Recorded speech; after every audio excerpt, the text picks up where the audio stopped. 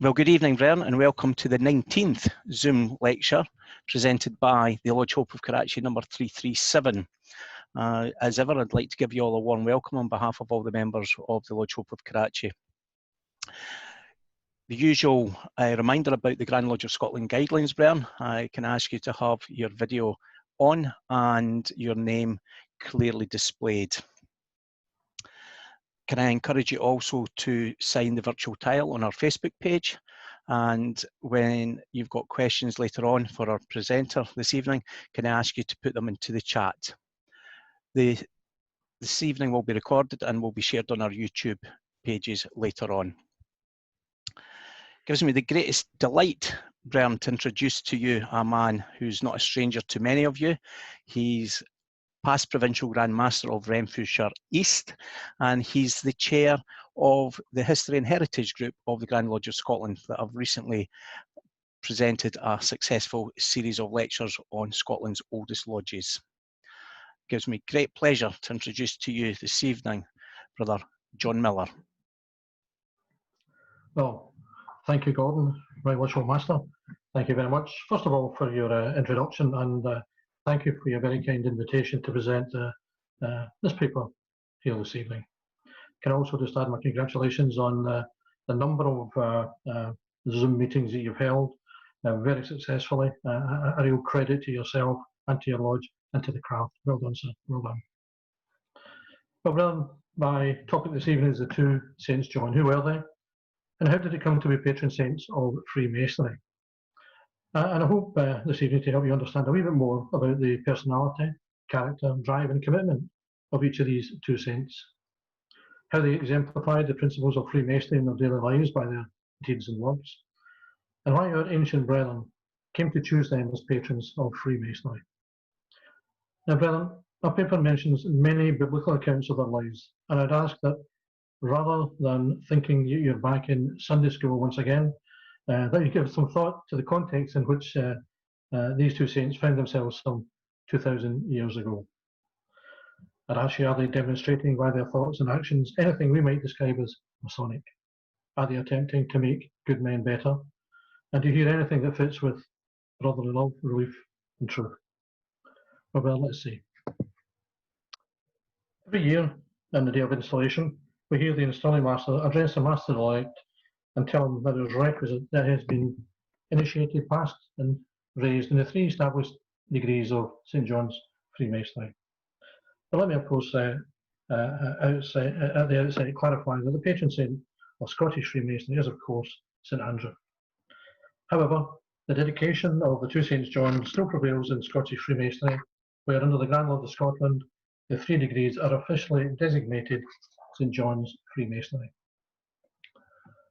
Other than a brief reference on the day of installation, we hear little or nothing for the rest of the year about the Saints John, and I hope this evening to shed a little light on that subject. I am informed, however, that some lodges up north, further north than Fife, by the sounds of it, who have their installations in November, December time, refer to these as the Festival of St. John. Not something I'm familiar with down in this neck of the woods. The two saints in question are, of course, the Baptist and the Evangelist, who are considered two eminent patrons of Masonry.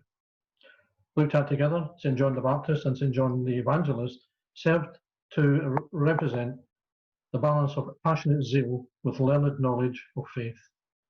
Individually strong, together they stand as the harness focus of zeal and knowledge.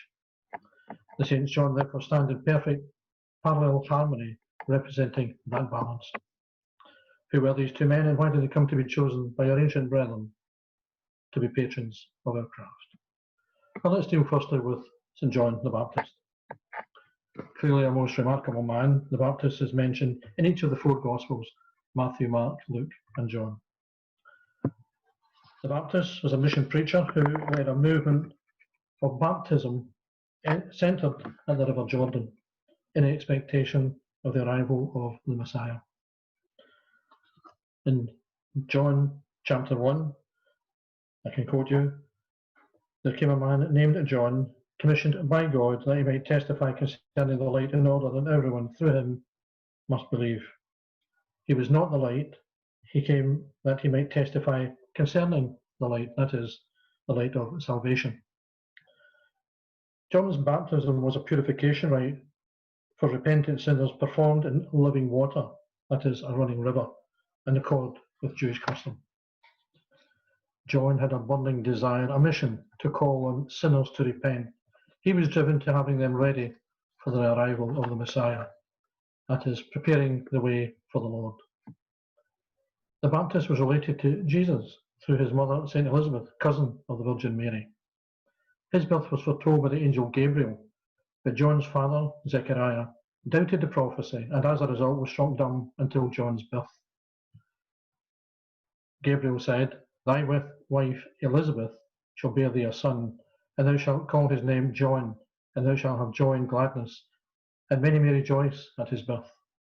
For he shall be great in the sight of the Lord, and he shall neither drink wine or strong drink, and he shall be filled with the Holy Ghost, and many of the children of Israel shall be turned to the Lord their God." Mary visited her cousin Elizabeth when Elizabeth was 6 months pregnant, and on entering her home and greeting her cousin, Elizabeth's baby leapt in her womb, and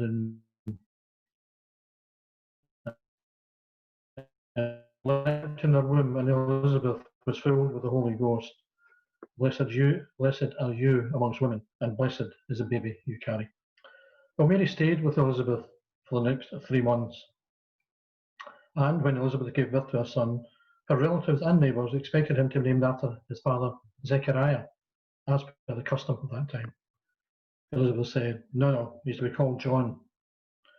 The relatives and neighbours then turned to Zechariah to ask him the boy's name, and as he had been struck dumb since doubting the prophecy, Zechariah, his name is John. Immediately, his mouth was open, his tongue loosed, and he began to speak.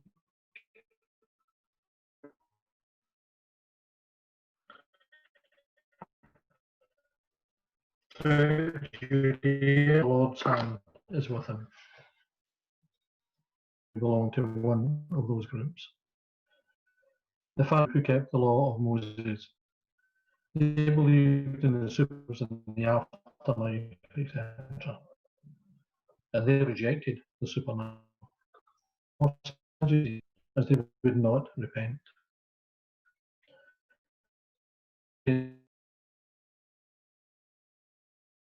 Advancement to the several degrees. They practiced baptism as a symbol of purification. The candidate for admission was required to put all his possessions into the common treasury. He was apron, regulations, and placed on probation for a year. At the end of which, if found worthy, he was advanced to the second stage, where he remained for 2 years, when, if approved, he became an associate or full member. There was also a third grade called companion, by both to love God, of the society, the esteems of devotion, their self and absolute utter contempt for fails, a tender regard, kindness, in whatever form.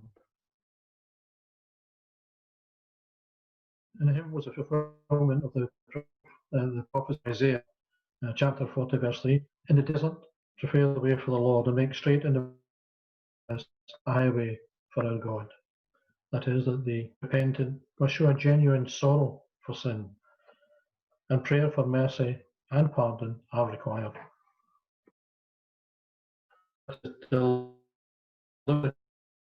From sin necessary.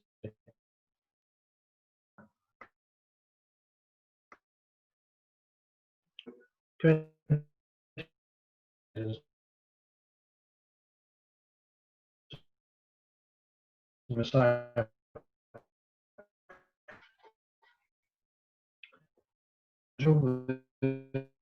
by the Sanhedrin to investigate him, and that's why he was baptizing if he were not the Messiah.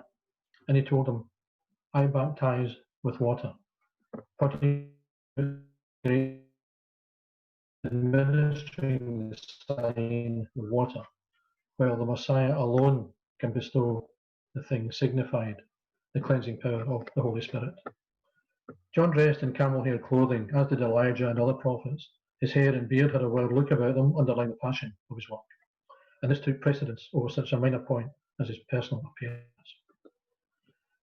Jesus had to convince John by himself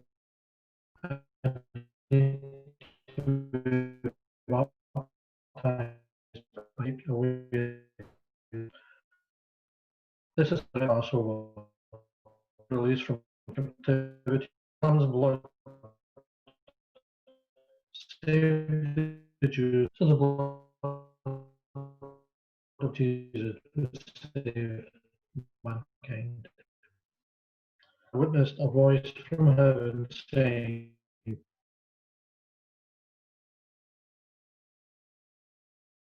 of his unshaken identity. And Jesus said of John, among them that are born of women, there has not arisen a greater than John the Baptist. As a Freemasonry, it is said of the Baptist,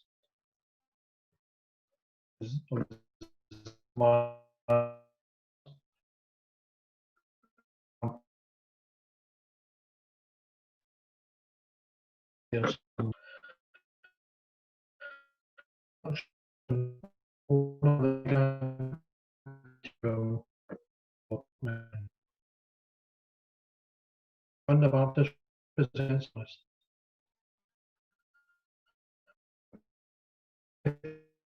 commit to order, emulating those great virtues which the great architect of the universe has imbued into the consciousness of humanity. Now let's now consider the other side. And his option previously. And this is the gospel of the Evangelist.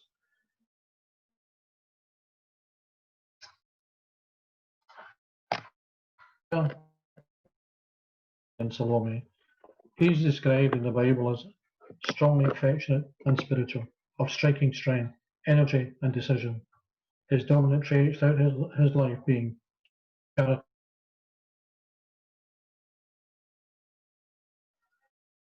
tempered as well as and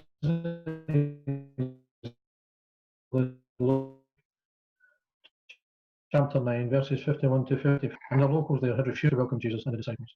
John asked Jesus if he, John, could rain fire upon them. He was, however, rebuked by Jesus. Keep the heat, he probably said to him.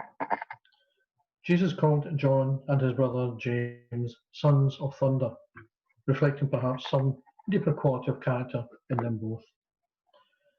John was the youngest and arguably the most trusted of the disciples. He sat next to Jesus at the Last Supper. It was to him that Jesus entrusted the care of his mother at the crucifixion, and John faithfully performed his sacred trust for over 15 years until Mary's death. In his Gospel, John never refers to himself by name, but often as the disciple whom Jesus loved. And Christian tradition says that John the Evangelist was one of Jesus' original 12 apostles, the only one to live to old age and not martyred for his faith. And Jesus had at least 72 disciples, and he chose 12 to be his apostles. Apostle meaning one sent with a special commission from the Greek apostolos, meaning messenger. John had a prominent position in the apostolic body. For example, he, Peter, and James were the only witnesses of the raising of Jairus' daughter, the 12-year-old daughter of a synagogue ruler who was close to death. The same three, John, Peter, and James, were witnesses to Christ's transfiguration, when his face shone like the sun and his clothes became white as light. And this is often portrayed with Moses on one side and Elijah on the other. It was these three again that Jesus took with him when he went to pray in Gethsemane. Only John and Peter were sent into the city to make preparation for the Last Supper. After the resurrection, John with Peter were the first of the disciples to go into the tomb, and John was the first to believe that Jesus had truly risen.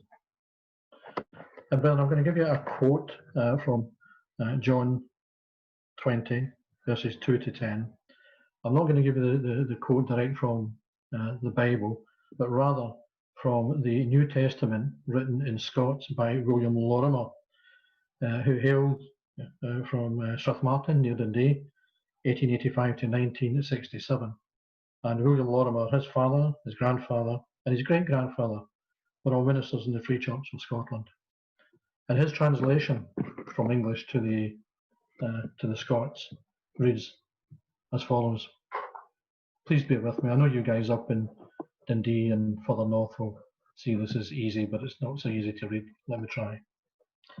Mary of Magdala, just quoting her, they had taken her out of the grave, and we didn't ken where they laid him. At that, Peter and the other disciple as Jesus loved get out and made to the grave. For a while the twosome ran fit for fit, but the other disciple foreran Peter and went to the grave first. He kicked in and saw the dead linens lying on the ground. So there you are, William Lorimer's translation of that passage in the Bible. But the apostle, known as the Apostle of Charity, the Evangelist is credited for his writings. 1 Gospel, 3 epistles, and the book of Revelations. Some biblical scholars still debate the authorship of these writings, i.e. that there were 3 Johns. The disciple of Jesus, secondly, the writer of the epistles, and thirdly, John the Divine of Patmos, who wrote the book of Revelation. And, well, this is not a debate I'm qualified to enter into, and this paper assumes the Evangelist is all 3 of the above. Brethren, John the Evangelist preached the gospel in Jerusalem, a dangerous place at a dangerous time.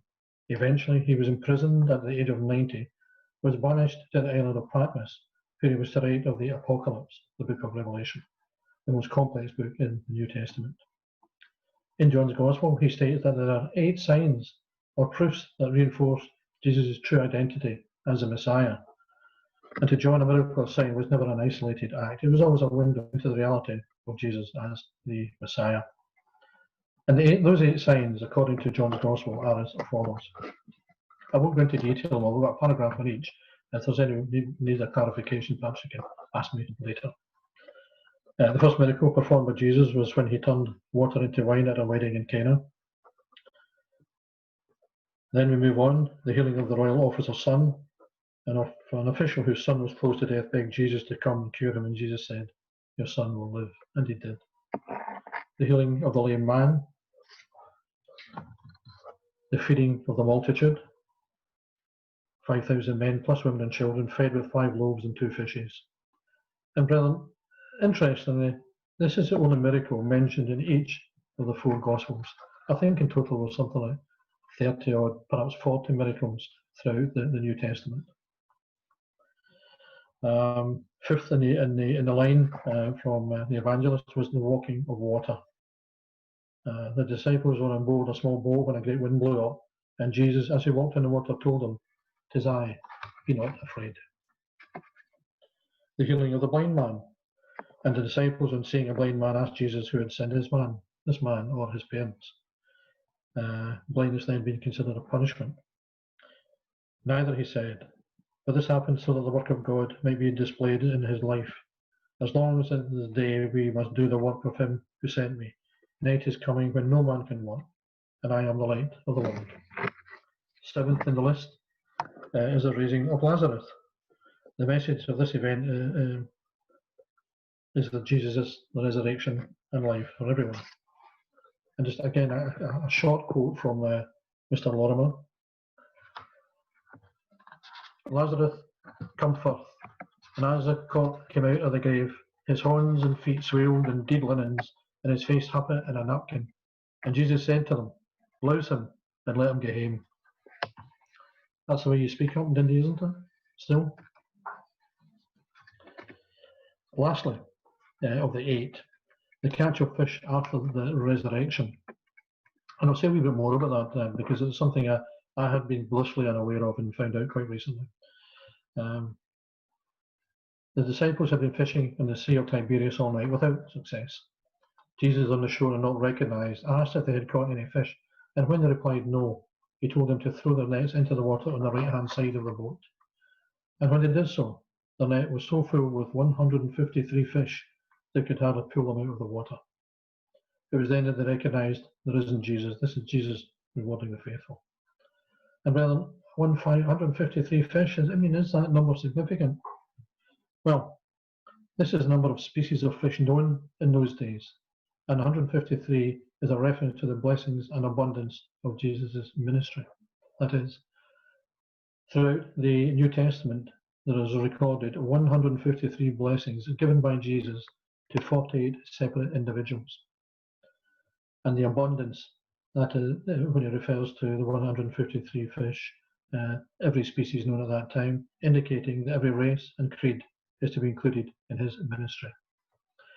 I'll say a wee bit more about the 153 fish because I know that Brother Gavin Burt is with us this evening, and he's a past master of number 153, Shores Royal Arts Lodge, so that's something you can take back to your lodge if you didn't already know that, Gavin. John is very clear in his purpose in writing his gospel. These are written that you may believe that Jesus is the Christ, the Son of God, and that believing you may have life in his name. John spent his later life after returning from exile on Patmos in Jerusalem and Ephesus in what is now Turkey. He became the patron saint of Asia Minor, where he had helped found many churches. In his old age, when unable to do more, he was carried into the assembly at Ephesus, where he said, "Little children, love one another." And he remarked that if they followed his simple commandments, it would be enough. John died in Ephesus, where a stately church was erected over his tomb. It fell into ruin in the 4th century and later rebuilt as a mosque in the 14th century, and this also fell into ruin. And Brian, if I can just ask you to bear with me for a second. I had the privilege 5 or 6 years ago to be in Turkey and visiting some of the older cities, the ancient cities, including the likes of Troy and Pergamon and Ephesus. And Ephesus, if you ever get the opportunity to visit, is a must. It's a beautiful city, ancient and in ruins, of course. But the buildings and the pavements and the streets, etc., are paved in marble. And as you do, I picked up a couple of pieces of marble to take home as keepsakes. However, at the airport, on the way home, a week or so later, there was notices everywhere confirming that anybody found carrying out any architectural items of any description would be in breach of the law and faced imprisonment. So naturally, I had a think about what am I going to do with this, and I've got this piece of marble from Ephesus in my carry-on bag. And naturally, I had a wee look around to see where my wife's carry-on bag was, to see if I could put it in there. However, she had it over her shoulder, so I thought, too risky. So I brought it home and got away with it. Well, St. John the Evangelist is recognised as the apostle of love and light, the bringer of comfort to the grief-ridden, of courage to the weak, of help to the helpless, and of strength to the failing. He teaches us to subdue our passions, one of the first things we are taught as Masons. And brethren, overall, quite a Masonic CV. And when we consider that each of the 12 original disciples carried a slightly different message to the world, and all were martyred with a single exception of John and his simple message of brotherly love, should we accept this as a sign of what the great architect of the universe really wanted mankind to know? Is the importance of the simple message of brotherly love so strong that it served as a basis of Freemasonry for centuries? May brotherly love prevail in every modern social virtue cement us. Such in brief is the character of John the Evangelist, the disciple of Christ and one of the patron saints of Masonry. He is said to be the equal to John the Baptist because he finished by his learning what the Baptist began by his zeal, and by so doing drew a second parallel line to the first. There's no need to evaluate either saint or to make comparisons on their individual merits as patrons of Freemasonry. We can, however, hope, and I hope, agree that Freemasonry was wise to adopt both. It was the steadfast loyalty and devotion to truth of the Baptist, the sympathy, gentleness, love, and charity of the Evangelist, which we must presume persuaded our ancient brethren, the two Saints John, he adopted as patrons. The one a prophet of righteousness, the other an evangelist of love. Surely the basic principles and purposes of Freemasonry. But when the Holy Saint John selected as patrons of our order? Well, we don't have exact dates, but ancient manuscripts indicate that the Baptist was selected long before the Evangelist, who appears for the first time in any Masonic document in the late 16th and early 17th centuries. And that's a quote from a research book that I looked at. It doesn't actually tell me which Masonic documents. We don't know just when or just how Freemasonry adopted the Saints John. Their festival days are the Christian adaptation of pagan festivals of a time when man, knowing no better, worshipped the sun as the supreme god. The Druids celebrated the summer solstice on the 21st of June, the longest day, and the winter solstice on the 21st of December, the shortest day. The early church sought to purify these pagan festivals by taking the birthday of the Baptist, the date of the death of the Evangelist, which are very close to those solstice days, church festivals. St. John the Baptist was fixed on 24th of June, and St. John the Evangelist was fixed on the 27th of December. Brethren, at every point in the Saints John's histories, their circumstances, their messages, and their methods, we find the same sharp contrast that has its analogy in the extremes of the seasons in which their festivals fall. One of birth, coming in the summer on the longest day, and the other of death, falling upon the shortest day of that season when the hand of death seems laid upon all nature. When these festival days of the Baptist on the 24th of June and the Evangelist 27th of December are celebrated, we remember our ancient ancestors. They giving thanks to the only God they knew, the sun, and the craft of the great architect of the universe, for two amongst the greatest of the saints, those holy men whose precepts and practice, ideas and virtues, teachings and examples, all Freemasons should endeavour to follow. In both of these saints, we can see their integrity and fidelity are so regularly contained in our Masonic rituals, and we trust exemplified in our own lives and actions as Freemasons. Well, let me just very quickly and briefly make mention of the Lodge of the Holy Saints John of Jerusalem. There is, of course, no evidence that either saint was ever a member of the craft. They were, however, adopted as patrons, and so naturally became the idea or ideal of a sacred lodge in the Holy City, presided over by the Saints John. No such lodge ever existed, and yet it's not a fiction, but an ideal. An ideal we should pursue, ever trying to find the ideal in the real. We cannot say for sure why they were chosen, but I hope that you might now have a better understanding of why the Baptist and the Evangelist were considered to represent the balance of passionate zeal with the learned knowledge of faith. Now, perhaps a question for you, brethren. If either of those two men had asked you for an application form to join the craft, would you have done so? And would you be happy to sign it as a proposer or a seconder? Brethren, I hope this paper on the two Saints John has given you an insight into the two patron saints of Freemasonry, and perhaps some food for thought on the spiritual nature of our craft. My thanks for your attention, brethren, and my thanks again to Brother Gordon Beattie, the Right Worshipful Master, for his kind invitation to be here this evening and present this paper. Thank you, brethren. John, on behalf of the Lodge Hope of Karachi and all our guests here this evening, can I thank you very much for a very enlightening and inspiring and uplifting presentation on the two St. Johns, particularly at this time of national crisis. I think a lot of the characteristics that you've talked about there have been shown across the length and breadth of the Scottish Constitution, and trying to support those in need during COVID-19. Brennan, I think we've got a couple of questions in the chat room for Brother John Miller, and we've also got a couple of comments, some bounding on the witty, others not. And I'm not sure if the comparison with you and Brother Lord Elgin's forebear of pockling bits of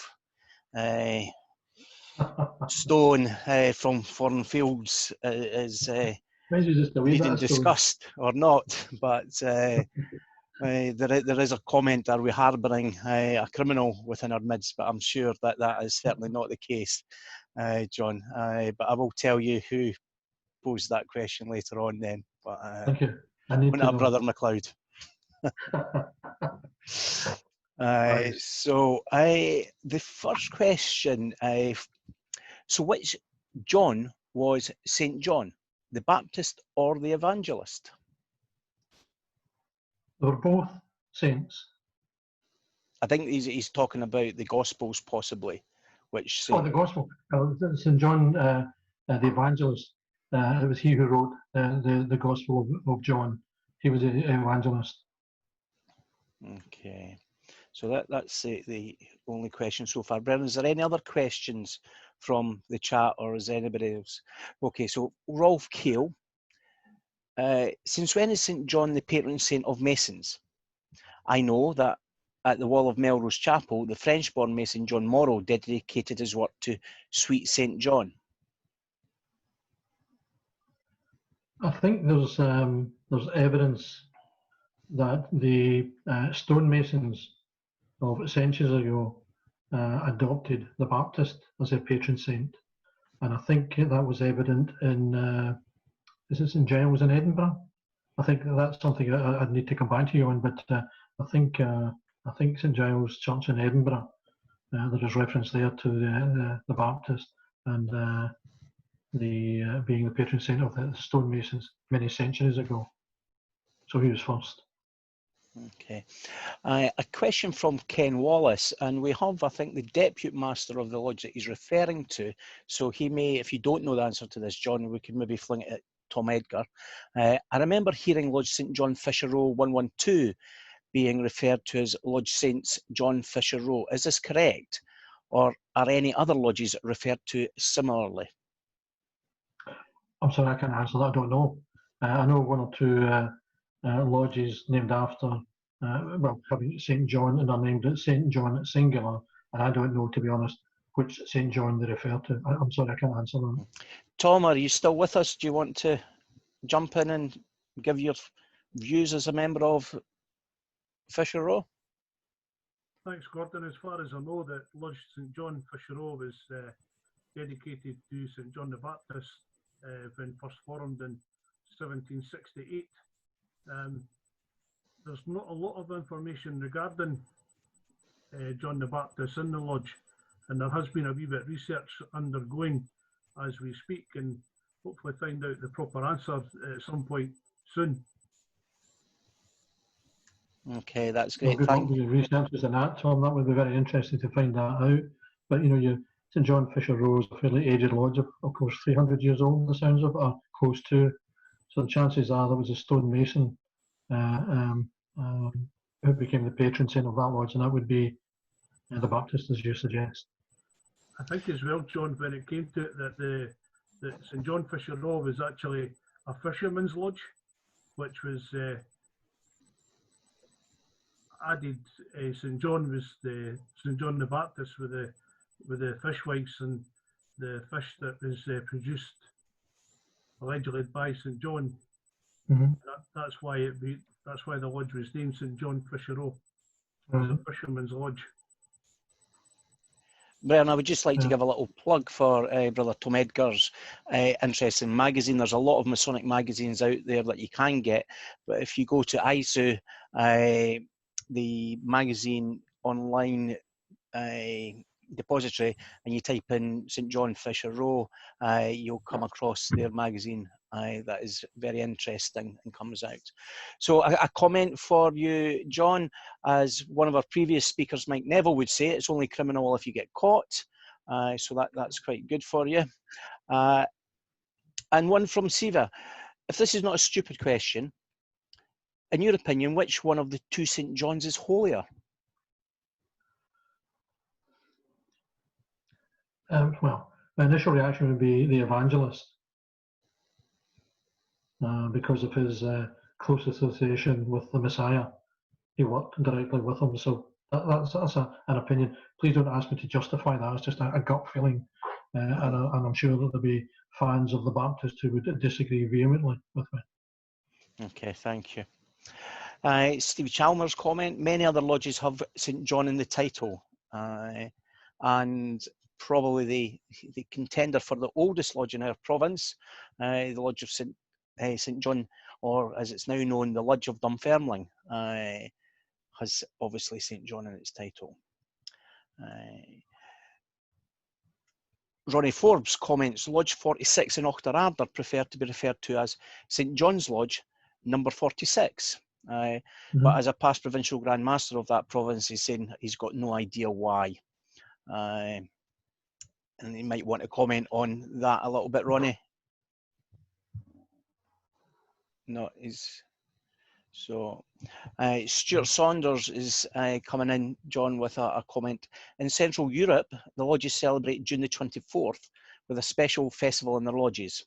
Each brother attending is presented a small sprig of 3 roses, white, pink and dark red.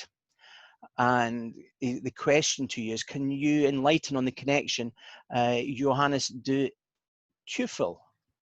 I think that's how you pronounce it. A simple answer, no, I can't enlighten you. I don't know. I've never heard of that before. Okay, I think that's one we'll take to the Facebook discussion later on this evening, Stuart, and we'll try and find some information out for the Bren on that one.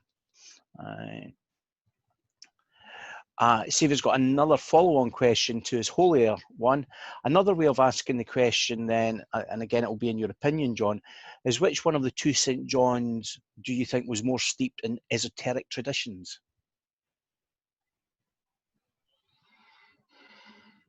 That's a very, very good question. The Baptist, I think. I would need to think about that more in a bit more detail and perhaps research a wee bit more on that. But my gut feel would be the Baptist. Okay. I'm just making a note of that. Stevie Chalmers has got a comment. He's saying oops for his typing skills. St John's Royal Arch Lodge 320 in Ardrossan, which is his dad's mother lodge. So another one. Sandy Thompson has a question. Why do you think we celebrate with a festival of St John after an installation? Those lodges who celebrate their installations, which St John are they celebrating at the time of their installation? I presume it's the Evangelist in December. Sandy, do you want to come in and add a supplementary point to your question?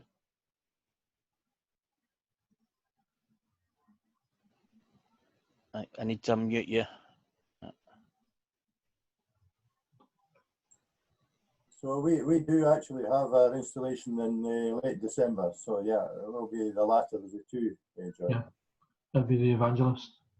But why? The principle is why? Why do we actually do it? Why do we have a festival? It's a celebration of the craft, isn't it? Yeah. I mean, we have the currently in Grand Lodge. We won't doubt if we'll have it this year. We have the celebration of St Andrew at the end of November. So it's really only tradition then. I would say so, tradition. Yeah. Unless the lodge has something more mystical in the background that perhaps we could. How old is the lodge? It'll be 125 in 2025. Okay, so it's not one of the oldest lodges, but it might be there's something in the background there, some reason that could be brought to light if in your records in the lodge, perhaps, why it was established then. Fine, John. Thank you. Thanks, Andy. Thanks, Andy. A comment from James Watson. I know at the closing of 175 at Greenock St John's, they refer in plural by saying to the Holy St John's, Saints John. Yeah. Well, our 2 patrons, the 2 saints, yes. A question in the private chat. Why not Thomas, patron saint of craftsmen, architects, carpenters and masons? Good question. Why didn't they choose Thomas? I mean, I think it was Andy here from Coning, because I'm pretty sure that the the festival day of St. Thomas is in 20th, 22nd, something like that, of December, and that coincides with the installation, the annual installation at Mother Kilwinning, and that's a reference to St. Thomas. Okay, James, if you'd like to unmute yourself, James is from Mother Kilwinning. I think he's got his hand raised. Hello, yeah, it says it's the Festival of St. Thomas in December. Am I coming through? Yeah, Yes, we can hear you. Which St. Thomas, though, is could be open to some argument. I know that they think it's the disciple, but there's also a St. Thomas à Becket's Day celebrated late December as well. What the connection between Kilwinning and Thomas à Becket, I've no idea. Or it just could be the patron saint of Masonry. But it's St. Thomas, and I'm quite sure across Scotland there'll be many other lodges who have traditions maybe attached to different saints. So it's not universally St. John. Yeah, I can tell you, Jim, that just last year, Malvern Lodge, Thistling Crown and Nielsen, we sponsored a buns competition in each of the 2 primary schools, one of which was a Catholic school. And I had to go across there just to have a chat with the teachers and organise, they were organising the competition, etc. And what surprised me was standing at the door, inside the porchway, at the door of the school, St. Thomas's school, was a statue of the saint, I'd say about 2/3 size. And what surprised me was that he was holding a square, and the square wasn't just a wee square. It was, can you see me? It was sizable. So St. Thomas, outside of that school in Nielsen, the Catholic school, the St. Thomas there is holding a large square, and I think he was an architect of some description, and I think that probably refers to the fact he was carrying a square. Okay, Brother MacLeod, you've got your hand up as well. Would you like to come in? Hi, John. Thanks very much for that. I was very in depth. I think that's the most I've heard about the St. John. Just on the one about St. Thomas, I wonder. I mean, I've never looked at that side of it, but you know, the incorporation had St. Thomas, and I just wonder if perhaps some of the speculative lodges chose St. John just to be different from the actual operative Masons at that point. But what I was going to mention was, you know, obviously my lodge has probably got one of the most complicated names, Houston St. Johnson, because we don't meet in Houston, and why we've got St. Johnson has been a bit of a conundrum, even to the point where Graham Roberts, who was given the Johnson Supporters Player of the year, ended up going to Perth, thinking that the St. Johnson was something to do with them. But we chose, our banner has St. John on the eagle. And the reason for that from the minutes seemed to be, we picked the Evangelist because we weren't in the recess. Our installation was always in December before 1900. And we used to have the torchlit processions and so on. So the lodge actually chose St. John the Evangelist as well. There's no mention to the Baptist, but it might well be because the Baptist was during the recess. So it was round about the probably 1830s where St. John the Evangelist was actually chosen as the banner to the lodge. And I wonder if it could be as simple as that lodges were still functioning in December, and therefore we chose the Evangelist. As one of the, I suppose it was a 50-50. I don't know. It's never really, it's always been a curiosity as to why some have got the Baptist and some have got the Evangelist, but probably most lodges with an installation in December relate to the Evangelist. Yeah, I would think so. Lost in the mist of time in most of these lodges, of course, but if their installation is in December, you would guess it would be the Evangelist. Yeah, but thanks again, John. Excellent talk. Apologies for my mother-in-law phoning. A comment from David. Does or can status holy have degrees? So holy, holier, or the holiest.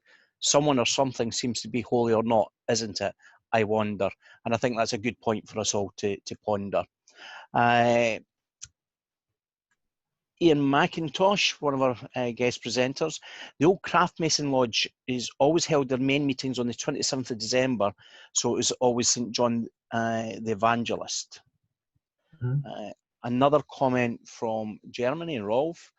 In Germany, Craft Masonry is generally called St. John's Masonry, and we assemble around the festival of St. John the Baptist.